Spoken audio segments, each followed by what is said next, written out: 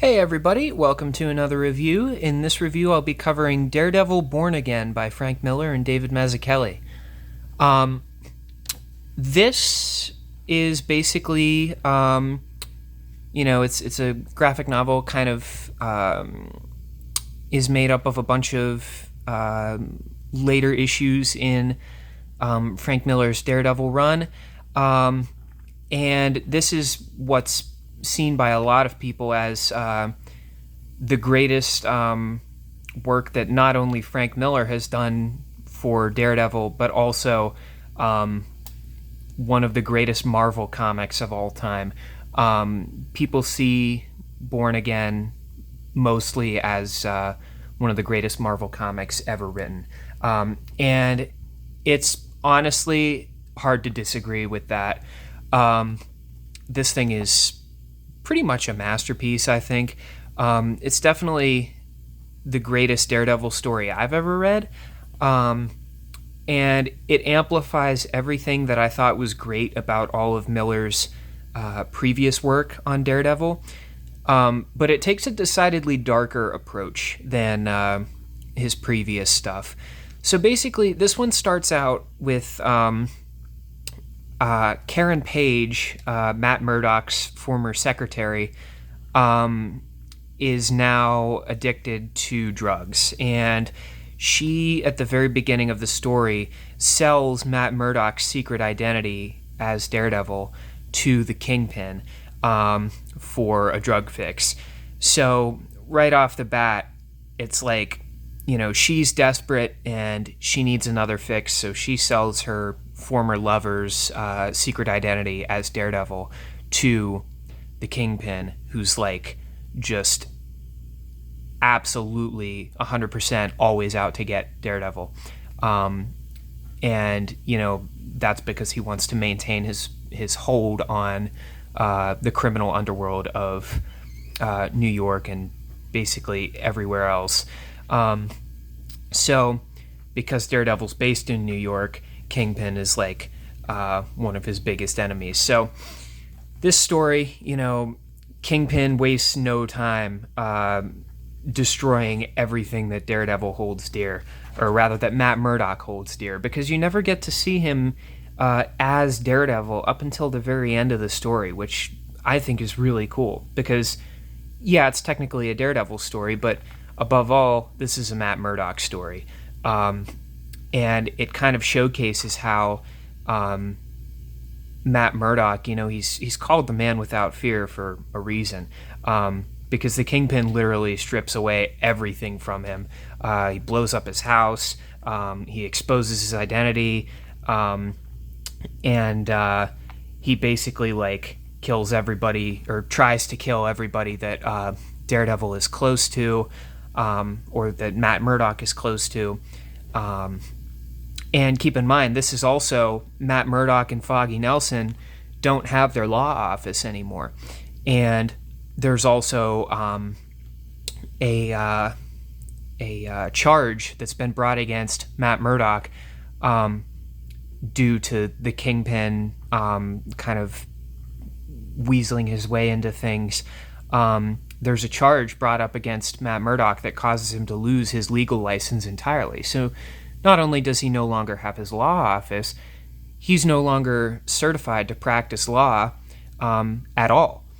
And Ben Urich, who is a reporter for the Daily Bugle, who is one of the few people who also knows Matt Murdock's identity as Daredevil, is trying to figure out a way to kind of come at the Kingpin and bring down his organization.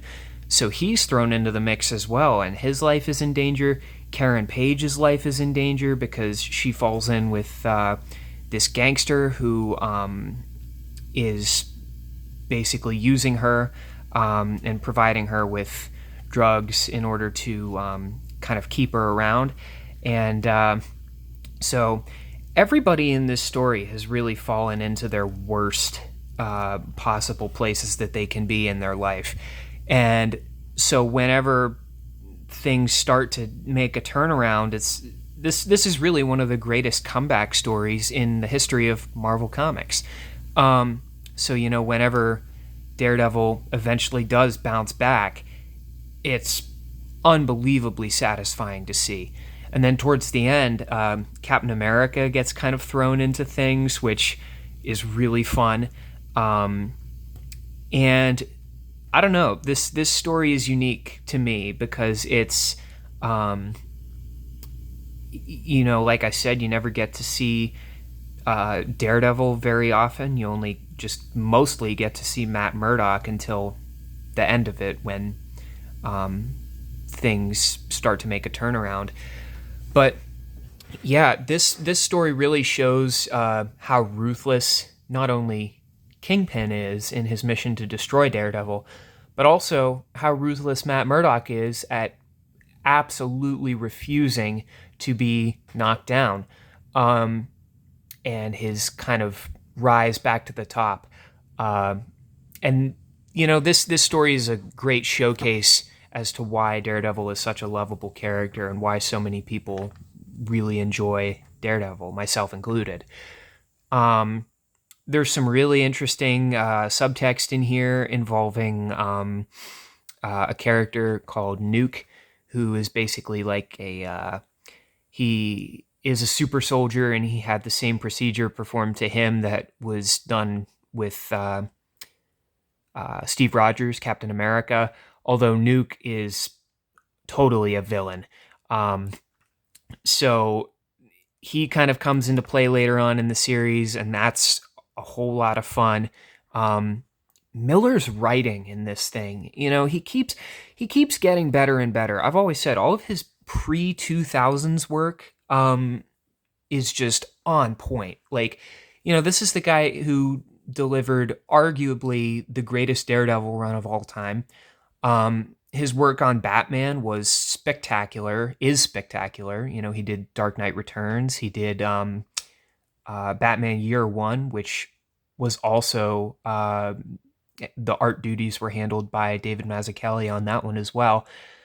There's like just an endless list of some really great comics that Miller did before the 2000s. And I think after the 2000s is where Miller started to get pretty sloppy, I think.